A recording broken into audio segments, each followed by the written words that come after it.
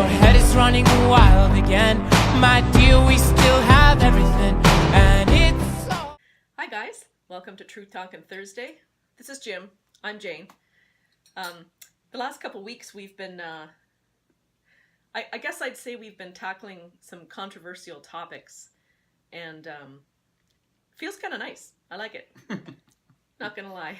So this week, Jim posed me with a couple questions. So Jim, take it away. Jim, take it away. Well, it seemed to me that as I was thinking about the state of humanity, as I often do. Yeah, you do.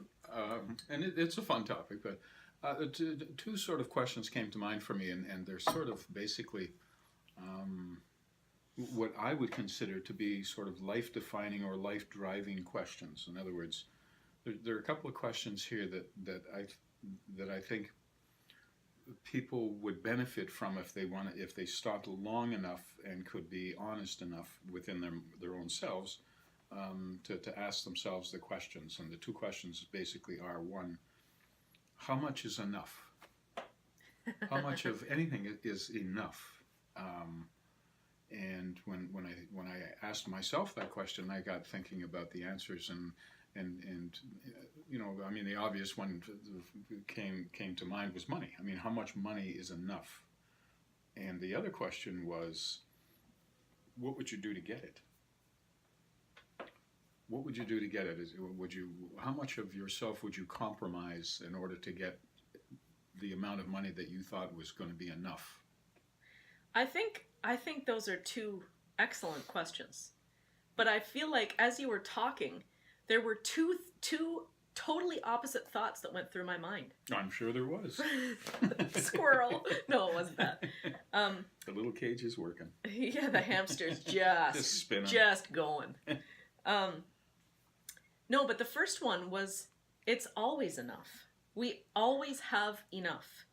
Where we are right now is enough. We're always provided for. We always have food in our stomachs, a roof over our head. We're warm. Would a homeless person say that? Well, no, but I can only speak my truth, okay. which is so what I'm for doing. Yourself. For myself. Okay. For myself. Right. I always have enough, and when I look back, especially at times when I felt like I didn't have enough, I actually did. I was provided exactly what I needed in that moment to get through that moment, whatever it was.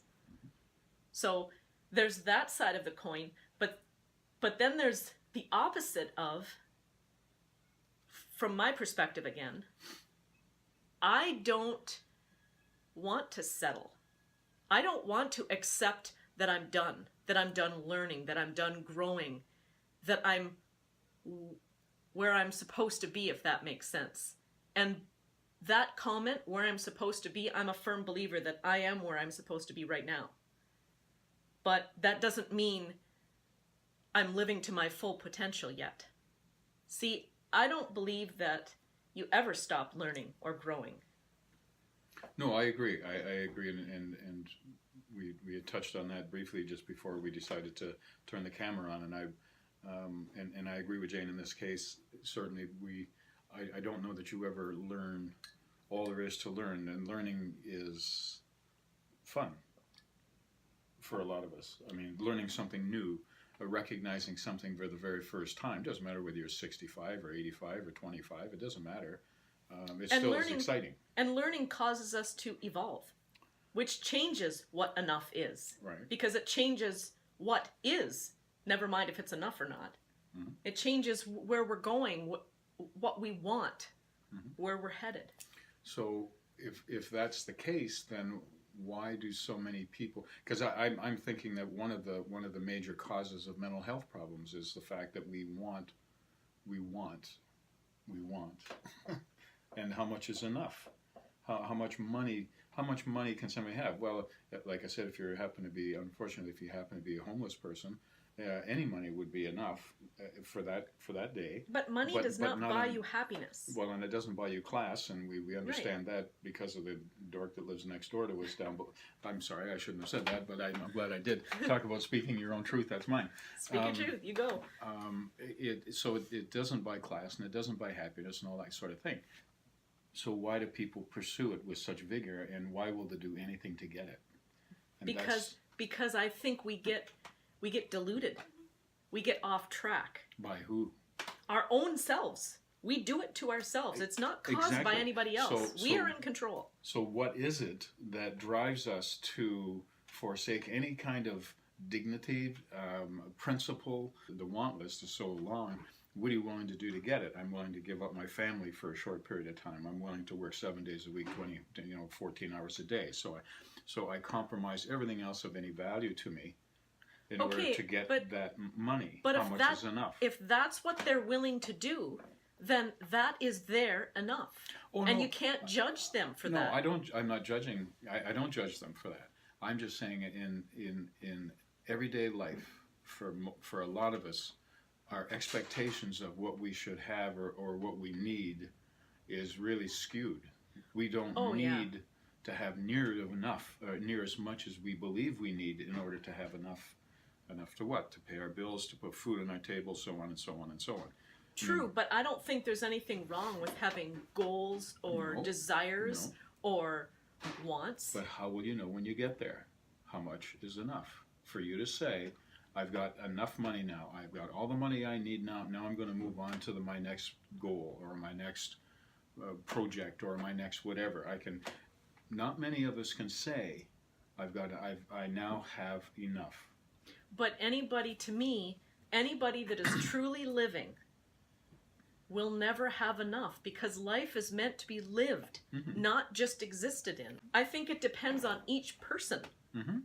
Enough isn't a blanket statement, just like truth. We talked last week. How much truth is enough? Whose truth is the right one? Well, your truth is right for you, just like enough. I agree with you, Jim, that for most of us, especially when we're in a situation where we think we want to be or where we think we have to be, especially in those situations, it is very difficult for us to understand when enough is enough. But I honestly believe in those situations, you will come to a point where you have to make a choice. And inevitably, unfortunately, I think it's when you get slapped upside the head with some kind of huge reality check. I think life, as it's thrown at you, I think each situation that is thrown at you, you learn what is your enough in that situation. And if you aren't learning that, you're not very happy. You're going to have some struggles. Thank you for making my point. Oh, I got it. Yeah, that's it. And so in our everyday lives, all of us, we need to be more seriously looking at what is our enough so that we can move on and not look back and not say, oh gee, maybe I could have done more. Maybe it's the would have, could have, should have, and it's the uncertainty, and it's, oh gosh, maybe I didn't do enough. It's that we want to end that. We want to put an end to that sort of recriminations and all that kind of stuff. But the only way to do that is to know how much enough is, so that you can say, I've had enough. And that comes from also what we were talking about last week about speaking your truth. Wisdom. And knowing your truth. Absolutely. Knowing yourself. There you go. So there you have it. We just solved a huge world problem. We did. So think for yourself. Speak your own truth. And know what is enough. Yeah. Thanks for stopping by. Have a great week.